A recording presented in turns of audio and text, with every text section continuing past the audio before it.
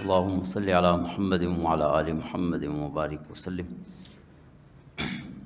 الحمد لله رب العالمين والصلاة والسلام على سيدنا وسيد الأنبياء والمرسلين وعلى آله وأصحابه أجمعين.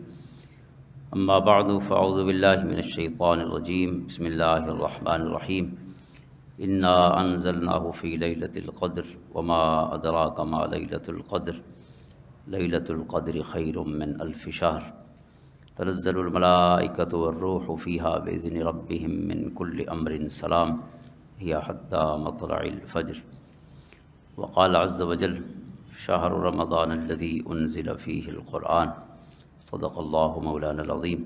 إن الله وملائكته يصلون على النبي يا أيها الذين آمنوا صلوا عليه وسلموا تسليما. اللهم صل على سيدنا ومولانا محمد وعلى آل سيدنا ومولانا محمد افضل صلواتک بعدد معلوماتک وبارک وسلم. معزز و محترم حاضرین، سامعین اور ناظرین، آج رمضان المبارک 1447 ہجری کا آخری یا سیکنڈ لاسٹ آخری سے پہلا جمعہ ہے. 23 رمضان المبارک ہے، اور ہو سکتا ہے کہ جمعۃ الوداع ہو یا اگلا جمعہ بھی اللہ تعالیٰ عطا فرمائے. 30 رمضان المبارک ہوگی. آخری عشرہ جو رمضان المبارک کے تمام عشروں میں سے اہتمام عبادت اور بندگی کے حوالے سے بڑھ کر ہے. اس کی جو عبادت ہے حضور نبی رحمت صلی اللہ تعالیٰ علیہ وسلم کا یہ معمول بیان کیا گیا ہے بخاری شریف میں. حضرت عائشہ صدیقہ رضی اللہ تعالیٰ عنہ فرماتی ہیں کہ کان رسول اللہ صلی اللہ علیہ وسلم یجتہد فی العشر الاواخر ما لا یجتہد فی غیرہ، کہ جتنا اہتمام حضور علیہ الصلوۃ والسلام اللہ کی عبادت کے لیے اور نیکی اور خیر کے لیے اس آخری عشرے میں فرماتے تھے، اتنا اہتمام آپ پہلے نہیں فرماتے تھے. اسی طرح ایک اور روایت کے الفاظ ہیں کہ کان رسول اللہ صلی اللہ علیہ وسلم اذا دخل العشر احیا اللیل وَأَيْقَظَ أَهْلَهُ وَجَدَّ وَشَزَّ الْمِئْزَرَ، کہ جب آخری عشرہ شروع ہوتا تو حضور علیہ الصلوۃ والسلام اس کی راتوں کو خاص طور پہ زندہ فرماتے، احیاء فرماتے، یعنی جاگنے کا اہتمام زیادہ فرماتے، عبادت کا اہتمام زیادہ فرماتے. وَأَيْقَظَ أَهْلَهُ، اور یہ بھی حضور علیہ الصلوۃ والسلام کی سنت ہے کہ آپ اپنے گھر والوں کو بھی جگاتے تھے. ویسے تہجد کے لیے بھی گھر والوں کو جگانا سنت ہے کہ آپ صرف خود نہ پڑھیں بلکہ گھر والوں کو بھی اللہ کی بارگاہ میں یہ جو وقت ہے قبولیت کا وقت ہے. اور خاص طور پہ ان ناشیۃ اللیل ہی اشد وطئا واقوم قیلا، اللہ کا قرآن کہتا ہے کہ سارا دن جو آپ اللہ سے باتیں کریں ان کی اپنی جگہ ہے، لیکن جو اس وقت اللہ سے بولیں، مکالمہ کریں، تو اس کی کوئی اور قبولیت ہے اللہ کی بارگاہ میں. تو لہٰذا یہ عادت بنانی چاہیے گھر والوں کی بھی کہ انہیں اللہ سے باتیں کرنا سکھائیں، خود بھی سیکھیں اور اپنے بچوں کو بھی کہیں کہ اپنی باتیں، اپنی تکلیفیں، اپنے مسئلے اسے بتایا کرو کہ جو حل کرنے والا ہے. لوگوں کے سامنے اپنی پوٹلیاں کھولنے کی ضرورت نہیں ہے، اسے سناؤ کہ جس نے حل کرنا ہے. امن یجیب المضطر اذا دعاہ ویکشف السوء وَإِن يَمْسَسْكَ اللَّهُ بِضُرٍّ فَلَا كَاشِفَ لَهُ إِلَّا هُوَ، جب بھی کوئی دکھ آئے تو یاد رکھو کہ وہی ٹالے گا. جس جگہ سے فیصلہ ہوا ہے دکھوں کے آنے کا وہیں ان کی تبدیلی ہو سکتی ہے، اور کوئی جگہ نہیں جہاں کوئی فیصلے کی طاقت ہو یا جگہ ہو تو اللہ ہی کرم فرما سکتا ہے. کاشف السوء اللہ کی صفت ہے. تو حضور علیہ الصلوۃ والسلام اس عشرے میں بالخصوص خود بھی جاگتے اور اپنے گھر والوں کو بھی جگاتے. ایقظ اہلہ وجد وشز المئزر، اور بھرپور کوشش فرماتے، یعنی نیکی میں خیر میں بھرپور کوشش فرماتے. اور وشز المئزر، اور آپ کمر ہمت باندھ لیتے، یعنی مکمل، جیسے کوئی شخص تیار ہو جاتا ہے کسی کام کے لیے کہ اب اس کے علاوہ کچھ نہیں کرنا، تو یہ آپ کی توجہ تھی خیر کے کاموں میں، اللہ کی عبادت میں بالخصوص. اس میں نماز ہے، احیاء اللیل کیا ہے، رات کو زندہ کرنا، اس میں جو نوافل ہیں قیام اللیل، اور ساتھ اس کے تلاوت کلام پاک، فقرؤوا ما تیسر من القرآن، تو روح ہے. قیام اللیل بھی اسی لیے ہے، لمبی جو قراتیں ہیں، لمبی جو رکعتیں ہیں، تو ان میں قرآن ہی پڑھا جائے گا زیادہ سے زیادہ. تو جو قرآن پڑھ سکتا ہو اس کو زیادہ سے زیادہ قرآن پڑھنا چاہیے. لمبی جو رکعتیں ہیں یہ حضور علیہ الصلوۃ والسلام کی سنت ہے. ایک صحابی حضرت حذیفہ بن الجمان رضی اللہ عنہ غالباً وہ فرماتے ہیں کہ ایک رات حضور علیہ الصلوۃ والسلام نے تہجد شروع فرمائی اور میں بھی آپ کے پیچھے کھڑا ہو گیا.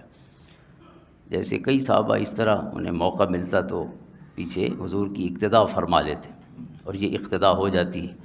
امام کو بتائے بغیر بھی اقتداء ہو سکتی ہے. کوئی شخص فرض پڑھ رہا ہو، آپ بعد میں آئے ہیں، آپ کو پتہ ہے یہ بھی فرض پڑھ رہا ہے، تو آپ چپ کر کے اس کی اقتداء شروع کر دیں تو آپ کی اقتداء ہو جائے گی. اس کی مرد کے لیے نیت ضروری نہیں کہ امام نیت کرے آپ کی اقتداء کی. تو آپ کو پتہ ہے کوئی عالم ہے، صاحب عمل شخص ہے، مسجد میں پہنچا ہے اور فرض ہی پڑھ رہا ہے، تو آپ بھی اس کے پیچھے اپنی نیت کر لیں اور فرض اس کی اقتداء میں شروع کر لیں. بہرحال حضور علیہ الصلوۃ والسلام کی جو اقتداء فرمائی حضرت حذیفہ نے، تو فرماتے ہیں آپ نے سورۃ البقرہ شروع فرمائی.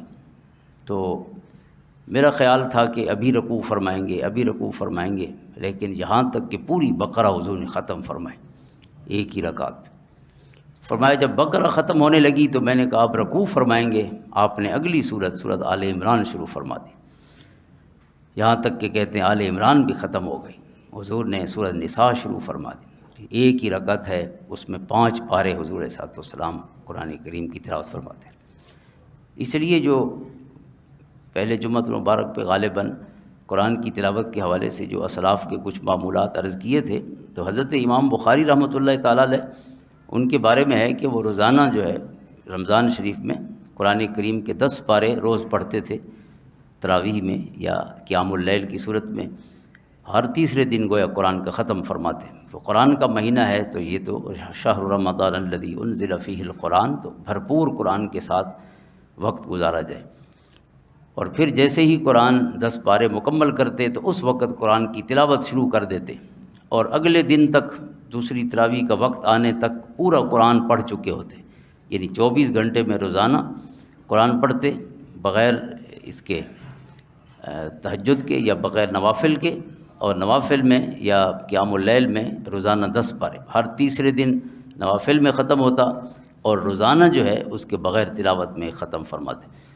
تو یہ کثرت کے ساتھ. اور حضور صلی اللہ علیہ وسلم کا جو معمول ہے احیاء اللیل یا قیام اللیل جو ہے، رات کو زندہ کرنا یا رات کو قیام کرنا، تو وہ قیام کس چیز کے ساتھ ہے؟ وہ قرآن کی تلاوت کے ساتھ ہی ہے. تو آپ خود بھی فرماتے، اپنے گھر والوں کو بھی جگاتے اور ترغیب دیتے، اور پھر بھرپور کمر ہمت باندھ لیتے اس عشرے میں بالخصوص. تو لہٰذا جو ہو سکے. دوسرا جو حضرت ابن عباس رضی اللہ عنہ کی روایت ہے، تو وہ کہتے ہیں کہ حضور علیہ الصلوۃ والسلام سے بڑھ کے کوئی سخی نہیں تھا، لیکن اس عشرے میں خصوصاً رمضان پورا بالعموم، اور پھر اس عشرے میں تو حضور اجود تھے. یعنی کہتے ہیں کہ جیسے ہوا سخی ہوتی ہے، اس طرح حضور کی سخاوت حد سے بڑھ جاتی تھی. ہوا جو ہے وہ کسی کو محروم نہیں کرتی، سب کو اپنی جو اس کے جھونکے ہیں ان سے مستفید ہونے کا موقع دیتی ہے. تو حضور علیہ الصلوۃ والسلام اس طرح سخاوت فرماتے. تو سخاوت یعنی جو اللہ نے دیا ہے اس میں سے خرچ کرنا چاہیے، اور وہ بھی اس عشرے کی اور اوورآل پورے رمضان کی عبادت ہے. صدقہ فطر، تو جو بھی صاحب حیثیت ہے اس کو صدقہ فطر بر وقت دینا چاہیے، عید سے پہلے، تاکہ جس کو بھی دیں اس کے کام آ سکے. 300 روپیہ مقرر کیا گیا ہے جو کم سے کم ہے، جو 2 کلو یا 2.25 کلو گندم کی قیمت کے حساب سے مقرر کیا گیا ہے پاکستان کے لیے. اور کم و بیش بھی ہے، کھجور کی قیمت یا دیگر کشمش وغیرہ کی قیمت ہے. بہرحال جس طریقے سے بھی کوئی ادا کرے تو ادا ہو جائے گا، لیکن جس کی حیثیت زیادہ ہے تو اسے کوشش کرنی چاہیے کہ وہ زیادہ پیسے دے. تو بہرحال یہ صدقہ فطر بھی اس عشرے کی خاص عبادات میں سے ہے، پورے رمضان کی عبادات میں سے ہے. تو عید سے پہلے تو حضور علیہ الصلوۃ والسلام کا یہ اہتمام جو ہے بالخصوص یہ جو عشرہ آخر ہے عبادت کے باب میں وہ بھرپور رہتا. اور پھر دوسری بات جو ہے آپ کا اعتکاف، کہ آپ نے آخری عشرہ جو ہے اس میں اعتکاف فرمایا ہے. اور آپ کے بعد آپ کی جو ازواج مطہرات ہیں وہ بھی اعتکاف فرماتی تھیں. یہ حدیث پاک ہے، کان یعتکف العشر الاواخر من رمضان حتی توفاہ اللہ عز وجل. حضور علیہ الصلوۃ والسلام اپنے وصال تک یعنی جو رمضان بھی آپ کی حیات مبارکہ میں آئے آپ نے سب میں اعتکاف فرمایا، یعنی کوئی ایسا نہیں کہ آپ نے آخری عشرہ اعتکاف نہ فرمایا ہو، زیادہ فرمایا ہے لیکن 10 دن سے کم نہیں فرمایا۔ ثم اعتکف ازواجہ من بعدہ، اور پھر حضور علیہ الصلوۃ والسلام کے بعد آپ کی ازواج مطہرات جو ہیں وہ بھی اعتکاف فرماتی تھی، یہ مسلم شریف کی حدیث ہے۔ تو یہ حضور علیہ الصلوۃ والسلام کے معمولات میں سے ہے۔ تو اعتکاف کی جو آداب ہیں، یہ جو اس کا طریقہ کار ہے، پھر اس کے مطابق ہی کرنا چاہیے۔ اعتکاف اس لیے ہے کہ ہم اب سب کچھ چھوڑ کر اللہ کے لیے اپنے آپ کو کچھ دن وقف کر دیں، تو اس میں پھر دنیا داری کی باتیں یا اس طرح ویسے بندہ گفتگو کر سکتا ہے، یعنی دین کی باتیں تو کرنی چاہیے اور کر سکتا ہے، قرآن پڑھنا ہے، سننا ہے، سمجھانا ہے، درس دینا ہے، درس سننا ہے، یہ تو ظاہر وقف ہونے کا اللہ کے لیے مقصد ہی یہ ہے کہ اس کی جو عبادات ہیں ان میں کثرت کی جائے۔ لیکن دنیا داری کی باتیں اور گفتگو ہیں، مثلا موبائل پہ زیادہ وقت گزارنا یا اس طرح کا، ظاہر ہے انسان خود بھی سمجھ سکتا ہے کہ یہ اعتکاف کا مقصد ہی فوت ہو جاتا ہے۔ تو اس لیے ان آداب کا خیال رکھتے ہوئے حضور علیہ الصلوۃ والسلام کی اس سنت کو بھی جس کے بس میں ہے اسے ضرور زندہ کرنا چاہیے۔ اور آپ کے بعد آپ کی ازواج مطہرات بھی اس سنت کو ہمیشہ زندہ کرتی رہیں، جیسے جیسے ان کے مبارک زندگیوں میں رمضان شریف آتا رہا، چونکہ آپ کی ازواج مطہرات آپ کے وصال کے آخری زوجہ جو فوت ہوئی ہیں تقریباً 51 سال بعد حضور علیہ الصلوۃ والسلام کے وصال کے، یا 50 سال بعد، 62 ہجری کا قول ہے اور 11 ہجری حضور کا وصال ہے۔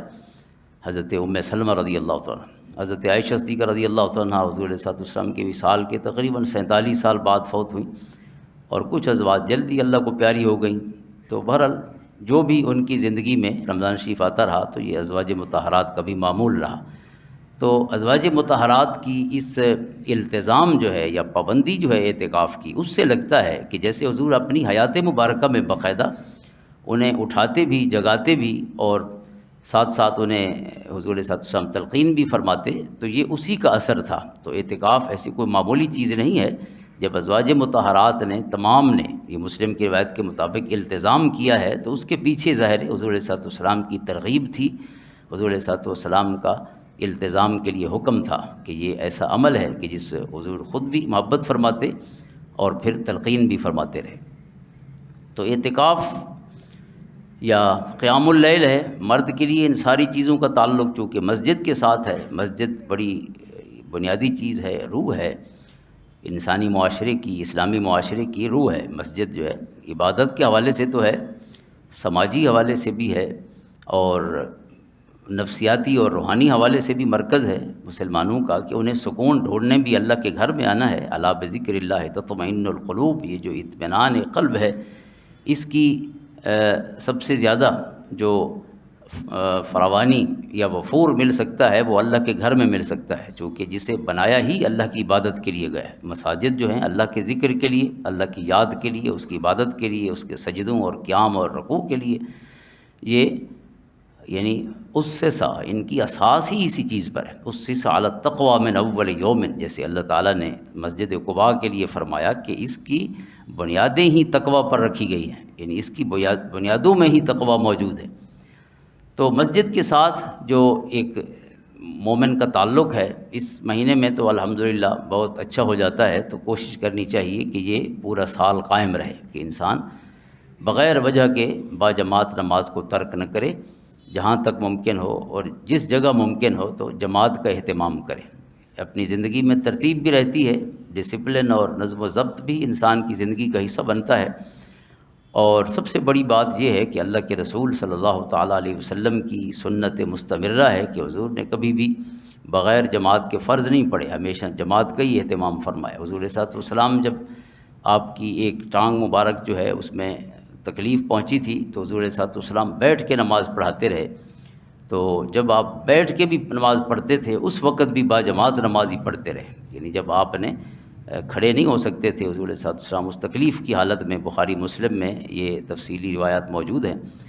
تو یعنی جماعت کے ساتھ حضور صلی اللہ علیہ وسلم نے اتنا زیادہ اپنی محبت شو کی ہے۔ اور پھر قرآن کریم نے حالت جنگ میں بھی، یہ جو صلاۃ الخوف کا ذکر ہے قرآن میں، حالت جنگ میں بھی باجماعت نماز پڑھنے کا حکم ہے۔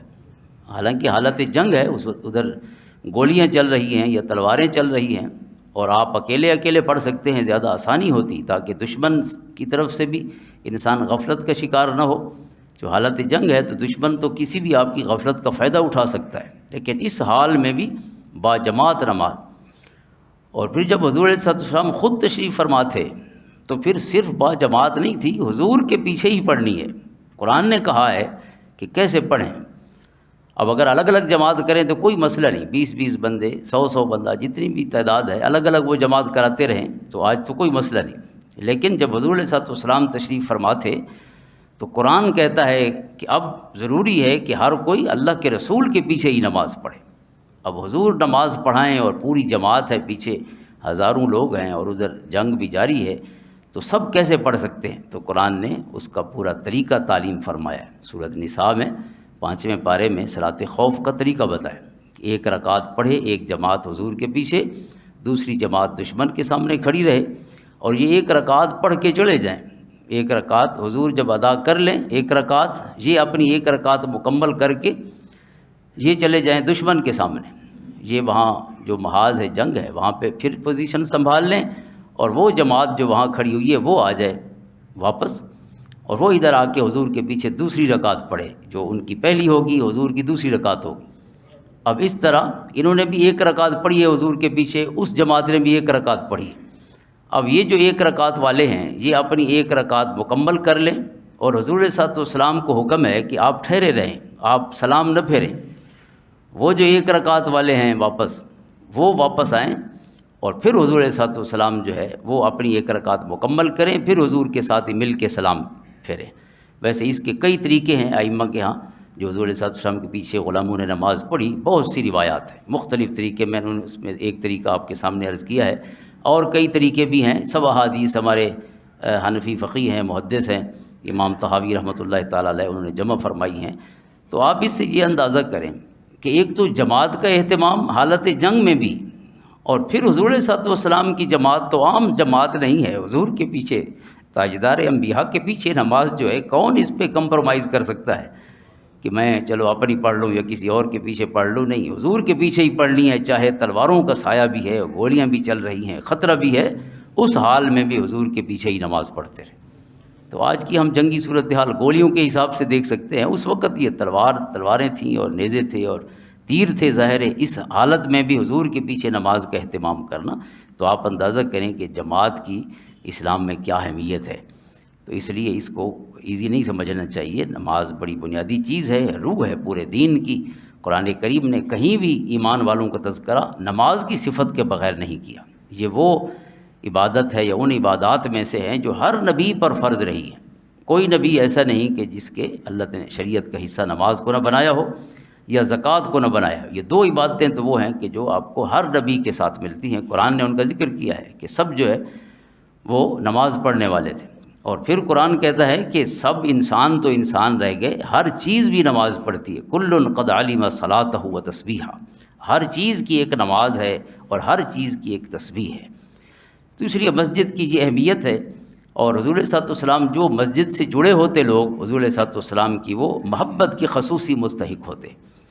ایک خاتون کا واقعہ ہے حضرت عائشہ صدیقہ رضی اللہ عنہا کی، بہت سی روایات ہیں اس حوالے سے اور دیگر صحابہ کرام کی بھی، کہ ایک خاتون تھی اور وہ مسجد کی صفائی کیا کرتی تھی، اس کا خیمہ بھی مسجد میں لگا ہوا تھا، یعنی ایک بڑھیا تھی اور حبشی خاتون تھی، کالے رخساروں والی، اور وہ مسلمان ہوئی اور اس کا اور کوئی نہیں تھا، تو وہ اس نے مسجد نبوی کو ہی اپنا گھر بنا لیا۔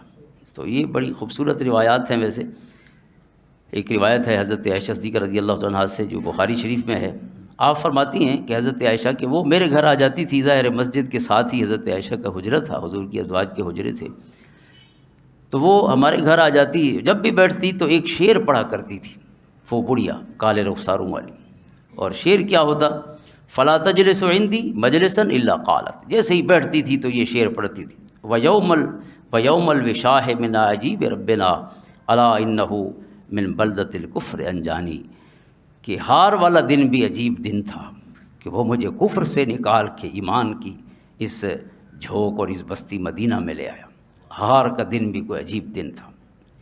تو فرماتی ہیں حضرت عائشہ کہ فقلت لہا ما شانو کے اللہ تخودی لا تخودین معی مقعدا الا قلت ما قالت، کہ میں نے ایک دن اس سے پوچھا کہ جب بھی آپ بیٹھتی ہیں یہ شعر پڑھتی ہیں کہ ہار والا دن بھی عجیب دن تھا کہ اس نے کفر کی دنیا سے مجھے اسلام کا نور عطا کر دی، تو وہ کیا دن تھا، کس کی بات کرتی ہو؟ پھر اس حدیث کے شروع میں وہ پوری تفصیل ہے۔ آپ فرماتی ہیں کہ پھر اس نے وہ کہانی سنائی کہ میں فلاں قبیلے میں کنیز تھی، چونکہ وہ خریدی جاتی تھیں، ان کا تو کوئی قوم قبیلہ نہیں ہوتا تھا، انہیں پتہ ہی نہیں ہوتا تھا کہ ہمارا ماں باپ کون ہے اور قبیلہ کون سا ہے، پتہ نہیں کہاں سے چلے، بچے خریدے گئے، بچے بیچے گئے۔ تو بہرحال وہاں پہنچی، کہتی ہیں انہوں نے مجھے اس قبیلے والوں نے مجھے آزاد کر دیا، لیکن ظاہر ہے میرا وہ کوئی گھر نہیں تھا تو کہاں جاتی، رہتی انہی کے پاس ہی تھی۔ ایک دن ان کی ایک دلہن تھی اور اس کا ہار چوری ہو گیا، اور وہ سرخ رنگ کا ہار تھا جو چوری ہوا، اور جب ہار چوری ہوا تو انہوں نے ادھر ادھر ڈھونڈا، نہ ملا، تو انہوں نے ظاہر ایک کمزور جگہ سے یہ رسہ ٹوٹتا ہے، تو پھر کہا کہ یہ آپ نے چوری کیا ہے، مجھ پہ اس کی اتہم تو مونی، ان کے لیے کہتی کہ مجھ پر انہوں نے تہمت لگائے۔ تو جب تہمت مجھ پہ لگ گئی تو اب ظاہر ہے میرے لیے تو ویسے بھی کوئی قیمت میری نہیں تھی، اور جب چور ہوں تو پھر میرا اور کیا بچنا تھا، تو جن کے گھر میں تھی، جن کی پناہ میں تھی، انہوں نے ہی چوری کی تہمت لگا دی۔ تو کہتی ہیں کہ انہوں نے اتنی میری بے عزتی کہ میرے کپڑے تک بھی بے لباس کر کے بھی میری تلاشی لی کہ نہیں آپ کے پاس ہی ہے، آپ دکھائیں، اور اس حد تک جب معاملہ پہنچا تو کہتی ہے میں نے اپنا معاملہ اللہ کی بارگاہ میں پیش کر دیا کہ اب اور تو کوئی نہیں ہے، میرا سہارا تو یہی گھر والے تھے، اور وہی مجھے مجرم کہہ رہے ہیں جن سے مجھے حفاظت کی امید ہو سکتی تھی کہ میری پناہ بنتے، تو پناہ دینے والے ہی اب میرے خطرہ ہی انہی سے ہے، تو میں نے اللہ کی بارگاہ میں اپنا مقدمہ پیش کیا۔ تو کہتی ہے کہ کچھ دیر گزری، ایک چیل آئی اور اس چیل نے وہ ہار وہیں پھینک دیا جہاں میں بھی کھڑی ہوں اور وہ بھی کھڑے ہیں، اور یہ معاملہ گفتگو چل رہی ہے، ایک پرندہ آتا ہے اور ہار کو پھینک دیتا ہے، جیسے ہی ہار پھینکا جاتا ہے تو گویا میری گواہی آسمان سے اتر آئی ہے کہ میں چور نہیں ہوں، یہ پرندہ تھا جس نے اٹھایا تھا، شاید گوشت سمجھا تھا کیونکہ اس کا کلر گوشت جیسا تھا اس ہار کا، تو اس نے اٹھایا، وہ کہیں اور بھی پھینک دیتا۔ لیکن یہاں مفسرین نے، محدثین نے جو گفتگو کی ہے وہ کمال ہے کہ اگر کوئی کافر بھی ہو لیکن مقدمہ اس کی بارگاہ میں پیش کر لے تو وہاں سے انصاف ہوتا ہے، وہاں سے کوئی محروم بھی نہیں ہوتا، کسی کو مایوس بھی نہیں کیا جاتا۔ تو کہتی ہے جیسے انہوں نے وہ ہار پرندے نے پھینک دیا تو ظاہر ہے میری صداقت ثابت ہو گئی، اور میرا اس الزام اور تہمت سے بری ہونا، برات جو ہے وہ ثابت ہو گئی۔ تو فوراً وہ معذرت کرنے لگے، معافی مانگنے لگے کہ اس حد تک چونکہ پہنچ چکے تھے۔ تو کہتی ہے میں نے کہا کہ اب میں نے تمہارے ساتھ نہیں جانا، اب میں نے یہاں سے چلے جانا ہے۔ کہتی ہے پھر وہ ہار والا دن جو ہے وہ مجھے مدینہ لے آیا۔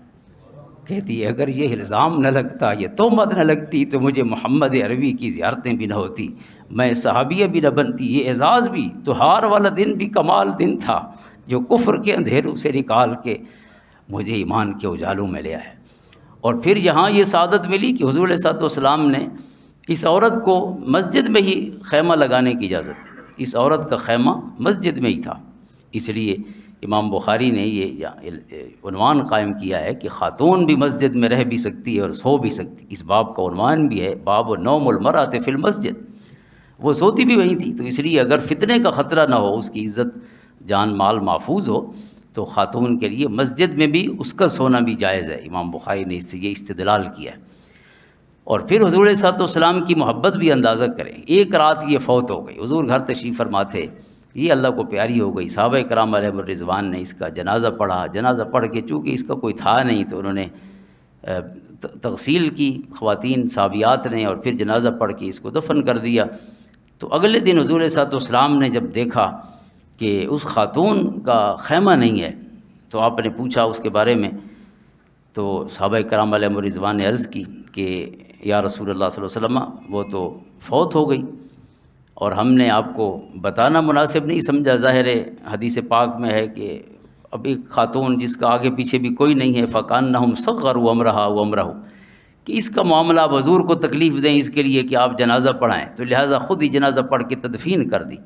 تو حضور علیہ السلام نے فرمایا کہ افلا آذنتمونی افلا کنتم آذنتمونی، مجھے کیوں نہیں بتایا؟ یعنی حضور علیہ السلام نے یہ صحابہ کرام کو تنبیہ فرمائی۔ تو پھر فرمایا کہ دلونی علی قبرہا، کہ مجھے پھر دکھاؤ اس کی قبر کہاں ہے۔ تو حضور اس کی قبر پہ تشریف لے گئے، فصلی علیہا، حضور نے اس کی قبر پر جنازہ پڑھا۔ حضرت ابن عباس فرماتے ہیں کہ فصففنا خلفہ، جیسے جنازہ پڑھا جاتا ہے باقاعدہ آگے حضور تشریف فرماتے، پیچھے ہم صفوں کی صورت میں تھے، تو اس کی قبر پر حضور نے جنازہ پڑھا۔ اور ساتھ حضور صلی اللہ علیہ وسلم کا یہ ارشاد بھی ہے کہ ان هذه القبور مملوءۃ ظلمۃ علی اہلها وان اللہ عز وجل ینورها لهم بصلاتی علیہم، کہ میرا نماز پڑھانا کوئی عام معاملہ نہیں ہے، جس کی قبر میں ظلمت ہوتی ہے میرے نماز پڑھانے کی وجہ سے اللہ تعالیٰ اسے منور فرما دیتا ہے۔ تو حضور صلی اللہ علیہ وسلم نے اس کی مسجد کے ساتھ جو نسبت تھی اس خاتون کی، اور کام کیا کرتی رہی، کانت تنظف المسجد وتنکسو، مسجد کی وہ صفائی کرتی تھی، چونکہ گھر تو اس کا تھا نہیں، خیمہ بھی مسجد میں تھا، مسجد نبوی کی صفائی کرتی رہتی۔ تو اس نسبت سے میرے کریم آقا علیہ الصلوۃ والسلام نے اس کو خاص طور پہ اس سعادت سے بھی محروم نہیں کیا، چاہے وہ قبر میں بھی پڑی تھی تو حضور نے قبر پر ہی جنازہ پڑھا ہے۔ تو حاضرین محترم، یہ عشرہ بالخصوص انسان کو مسجد کے ساتھ گزارنا چاہیے جتنا وقت ہو سکے۔ اور پھر مسجد جو آباد کرنے والے ہیں، حضور فرماتے ہیں کہ ان کے ایمان کی گواہی دو، کہ جس کا مسجد کے ساتھ محبت کا تعلق ہے اس کی گواہی دو، جو کہ اللہ نے اس کی ایمان کی گواہی دی ہے۔ انما یعمر مساجد اللہ من آمن باللہ والیوم الآخر، جو مسجدیں آباد کرتے ہیں، تعمیر کرتے ہیں، وہی لوگ ہیں کہ جنہیں رب کائنات نے ایمان کی دولت سے نوازا ہے، اللہ پر بھی ایمان رکھتے ہیں، یوم آخر پر بھی ایمان رکھتے ہیں۔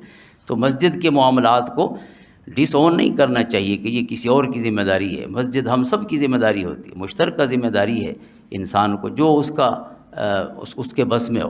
یہ صفائی کا میں نے عرض کیا ہے، صفائی کر سکتا ہو کوئی اور، اہتمام کر سکتا ہو اور کوئی نہیں کر سکتا، تو جو مالی امور میں بعض اوقات ضرورتیں ہوتی ہیں تو ان میں تو اپنا حصہ شامل کر سکتا ہے۔ حضور صلی اللہ علیہ وسلم نے فرمایا کہ جس نے پرندے کے گھونسلے کے برابر بھی مسجد بنائی، اللہ نے اس کے لیے بھی جنت میں محل بنا دیا۔ اب پرندے کے گھونسلے کے برابر تو مسجد ہو نہیں سکتی، نہ اس میں کوئی بندہ آئے گا جب گھونسلے، تو اس کا کیا مطلب ہے؟